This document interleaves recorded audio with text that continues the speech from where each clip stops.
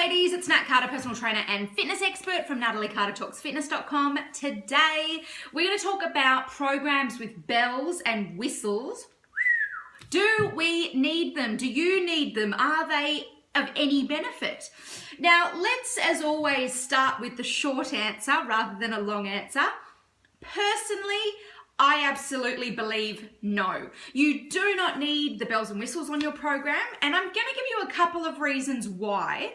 I'm also going to delve into when you can use a program with bells and whistles. Now, let's probably start with the definition of what I think bells and whistles are, and they're the kind of programs that they have lots of different things, different components to them. You know, it might be a really fancy workout. You need all this kind of equipment and just stuff. And really, to be honest, you do not need it, especially if you're kind of starting out and getting back on your feet with exercise. Now, I'm going to give you an example that I see kind of time and time again, and that's when girls come to my training camp, which is with New Outlook Fitness. Thank you.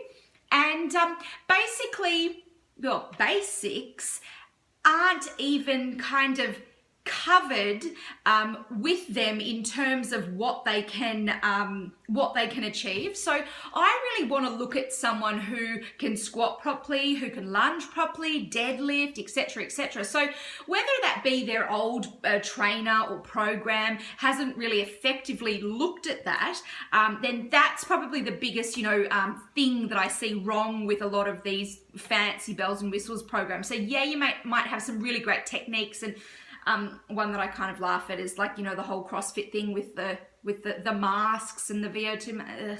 I understand there's a reason, but come on.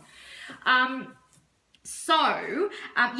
always think that basics need to be covered well and covered first. So, it really doesn't matter if someone's been training for a very long time, if they've never really covered those basics properly, if you can't squat properly, if you can't lunge, etc. You're always going to, you are putting yourself at a slight disadvantage. So I think that you need to get in and stuck in with those and get those sorted first. So it's also not a bad idea. It's a great idea, actually, to have a couple of one-on-one sessions. I know the girls that do a couple of one-on-ones, or if not, like a complementary one-on-one to their group training, they are always in a better kind of position compared to like just focusing on group training, because group training is group training, and one-on-one you've got that kind of you do have time to go through stuff. So I definitely think get the basics right first. That's my major.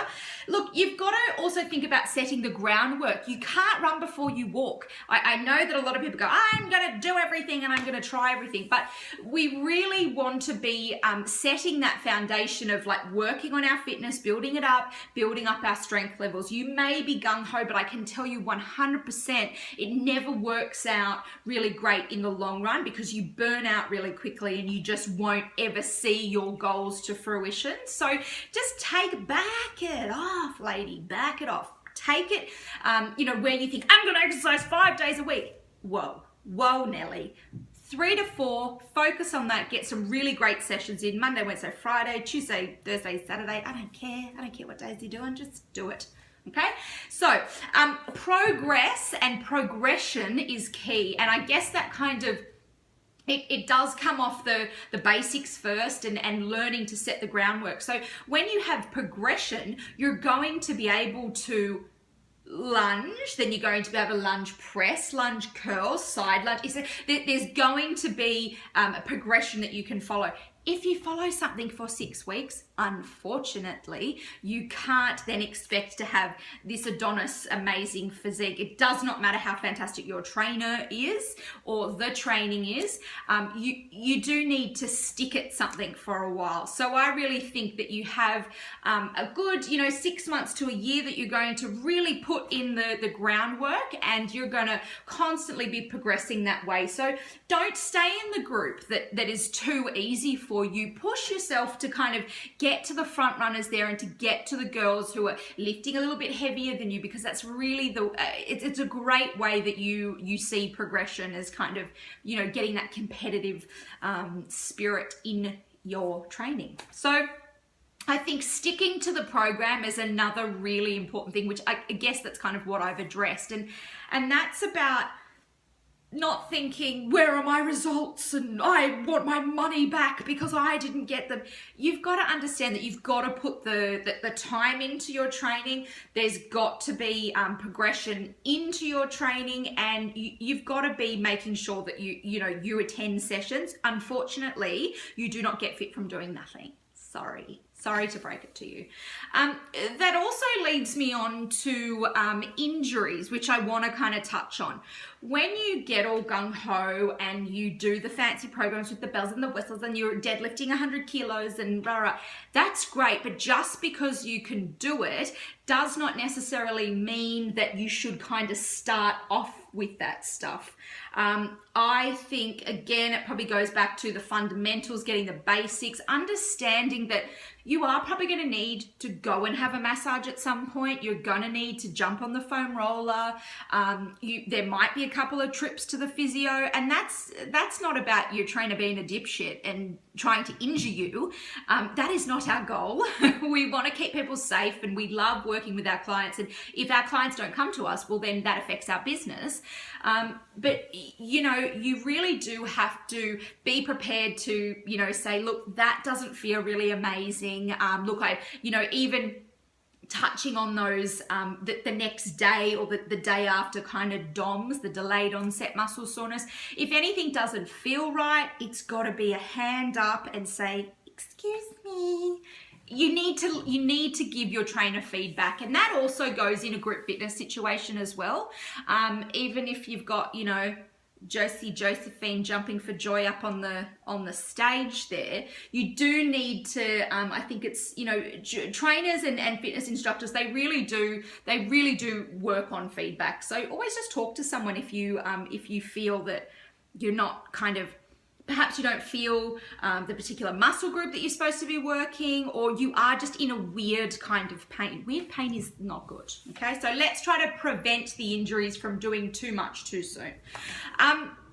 Look, the other thing that's really important is that you need to be working towards constantly, you want to kind of stay in that basic, that basic squat, lunge, push, pull, blah, blah, blah, that kind of basic, and then work to variation. So work on the things that you need to change, work on the things that you struggle with, and again, that might be with a trainer that you kind of think, look, I might just have a couple of sessions and, kind of get better at the things that you don't do amazingly, rather than avoiding them. I think a lot of people try to, like chin-ups is one of them.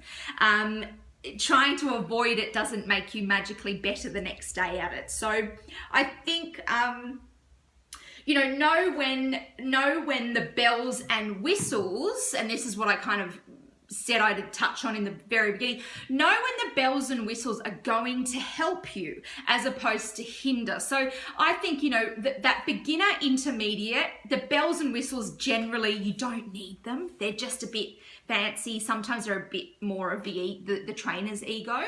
But the bells and whistles are really great when you're a little bit more advanced, you've been training for a while, and you feel that you just need a bit of a change. You need something a bit cooler and different. And that's really, I guess, I'll use my group as an example again. We tend to follow, a set kind of structure, but it changes all the time. It's always different, it's always new, because we don't want to do the same things. It's boring. So mentally, I'm trying to stimulate my girls. But, adding the bells and whistles and having some of those fun sessions, or weird or quirky, and they're like, oh, why are we doing this? This is weird. Sometimes doing that stuff really makes you push through to that next level and go, wow, this is really amazing. I feel great. I feel a bit more inspired. So it's about knowing when to add them in. So I guess that's my main take home is get those basics right. Set that groundwork in the fitness and strength first, and then you can introduce those programs with the bells and whistles and the 100 kilo deadlifts and all that stuff. that's a kind of goal that you're working towards. So I hope that's been helpful. Please feel free to like and comment, share this with your friends. We're going to wrap this party up, and I'll see you real soon. My name is Nat, and I am out of here. See you, girls.